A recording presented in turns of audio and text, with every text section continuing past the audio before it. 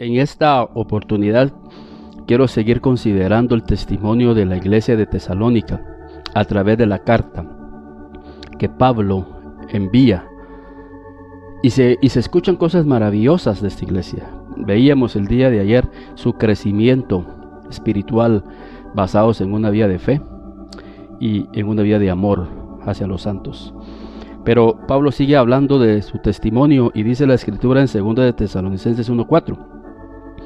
De manera que nosotros mismos hablamos con orgullo de vosotros entre las iglesias de Dios. Miren qué testimonio. Pablo se sentía orgulloso por la obra que había alcanzado en la iglesia de Tesalónica. Creo que como ministros, como pastores, como líderes, deseamos ese mismo deseo de que la obra que estamos haciendo con algunas familias, con las iglesias, podamos alcanzar ese testimonio que alcanzó esta iglesia. Ahora, ¿por qué se sentía Pablo orgulloso de esta iglesia? Era una iglesia perseverante, aún en medio de las aflicciones. Pablo lo sigue diciendo y dice: por vuestra perseverancia y fe en medio de todas las persecuciones y aflicciones que soportáis. Se evidencia el crecimiento espiritual de una iglesia cuando en medio de sus aflicciones siguen perseverando. Porque el problema que vemos hoy en día es que las iglesias, las familias, las vidas dejan de perseverar cuando se presenta la persecución, cuando se presenta la aflicción, cuando se presenta la prueba. El desánimo se apodera de sus vidas y empiezan por abandonar los caminos de Dios, a blasfemar contra Dios. El ejemplo es la esposa de Job. De la Biblia se dice que Job era un hombre temeroso de Dios, íntegro, fiel.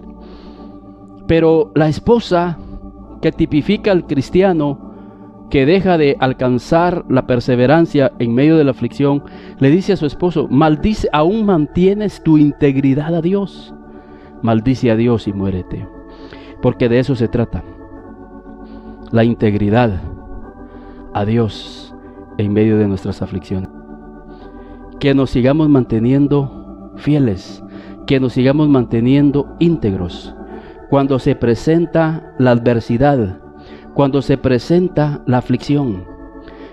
Que podamos nosotros ser una iglesia que deposita la confianza en aquel que tiene el control de las aflicciones, de las tormentas, que tiene el control de todas las circunstancias a nuestro alrededor.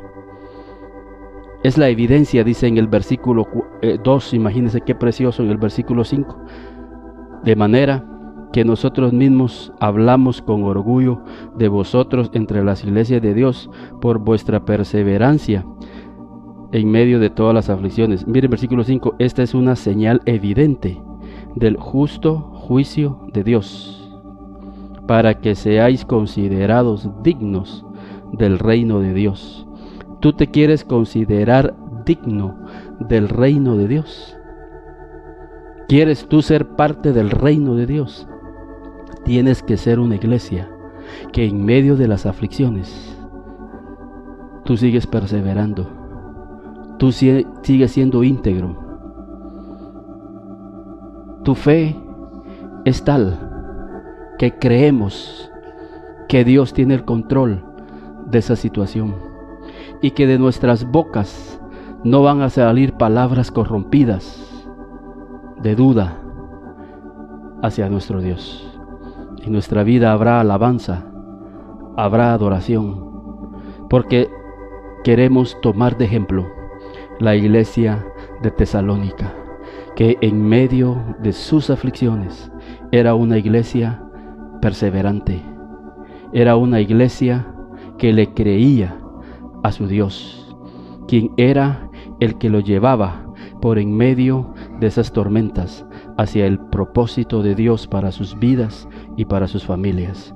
Que Dios les bendiga y que Dios nos ayude.